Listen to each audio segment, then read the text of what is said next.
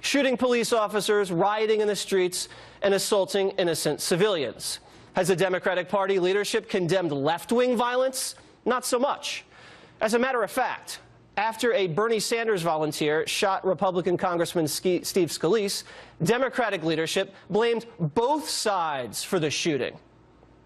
There's a lot of heated rhetoric from all different directions. I think there's sometimes rhetoric on all sides that are not quite acceptable. I do think that the language, the rhetoric on both sides has gotten out of control.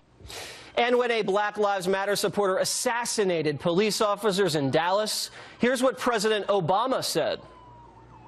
First of all, I think it's very hard to untangle the motives of this shooter. I think the danger, as I said, is that we somehow suggest that the act of a troubled individual speaks to some larger political statement across the country.